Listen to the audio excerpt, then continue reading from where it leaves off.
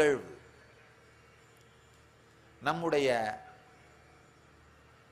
வாழ்க்கையிலே மனதை கடந்து வாழ முடியும் அப்படிங்கிற சத்தியத்தை பல்வேறு கோணங்களிலிருந்தும் பல்வேறு முறைகளின் மூலமாகவும் கருத்தாகவும் தியான நுட்பமாகவும் உற்சாகப்படுத்துகின்ற உரைகளாகவும் சத்தியங்களாகவும் கிருஷ்ணன் மீண்டும் மீண்டும் தூண்டுகின்றார்.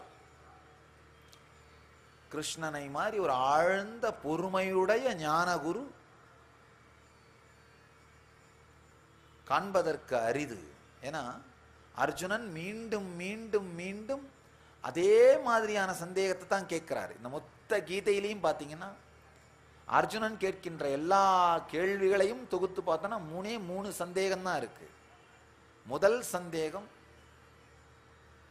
நான் என்ன செய்யணும்? ரெண்டாவது சந்தேகம், நான் என்ன செய்யணும்னு சொல்றதுக்கு நீ யார்? மூணாவது சந்தேகம், நீ சொன்னதை செஞ்சா நான் என்ன அடைவேன்? மூணு சந்தேகம் தான். இந்த 3 சந்தேகங்களை வேறு வேறு வேறு விதத்தில் திரித்து திரித்து மாற்றி மாற்றி வேறு வேறு வார்த்தைகள் மூலமாக அர்ஜுனன் கேட்கின்றான். கிருஷ்ணரும் ஆழமான பொறுமையோடு எத்தனை கேள்விகள் கேட்டாலும் எத்துணை விதத்தில் சொன்னாலும் எத்துணை விதத்தில் பார்த்தாலும் ரொம்ப பொறுமையோட மீண்டும் மீண்டும் மீண்டும் பதிலளித்துக் கொண்டே இருக்கின்றார். பதிலளிப்பது மட்டுமல்லாமல்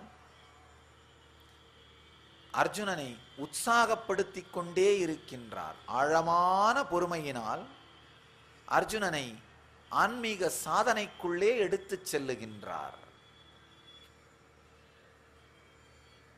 இந்த சூத்திரத்தின் சாரம் என்னன்னா, எது செய்யறதுக்கு உங்களுக்கு திறமை இல்லைன்னு நீங்க நினைச்சீங்கன்னாலும் கவலைப்பட வேண்டாம்.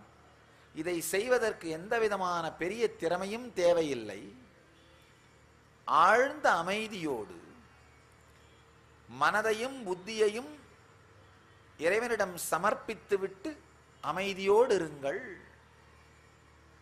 நம்ம உடனே கேட்கலாம், அந்த மாதிரி நான் அமைதியா இருந்தா என் வீட்டை யார் நடத்துவாங்க சாமி? என்னுடைய குடும்பத்தை யார் நடத்துவாங்க? என்னுடைய வாழ்க்கையை யார் நடத்துவாங்க? நல்லா தெரிஞ்சுங்க, மனதையும் புத்தியையும் இறைவனிடம் சமர்ப்பித்து அமைதியோடு இருக்கிறதுனால சோம்பேறி ஆயிட மாட்டீங்க. எத்தனை நாள் படுத்திருப்பீங்க? 2 நாள் படுத்திருப்பீங்க, 3 நாள் படுத்திருப்பீங்க, 4வது நாள் நேச்சுரலா எந்திரிச்சு ஆபீஸ் போக ஆரம்பிச்சிருவீங்க.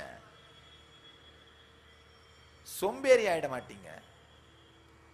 ஒன்னே ஒண்ணுதான் உங்களுக்குள்ள நடக்கும். மனதையும் புத்தியையும் இறைவன்கிட்ட சமர்ப்பிக்கும் போது என்ன நடக்கும்னா, உங்களுக்குள்ள இருக்கிற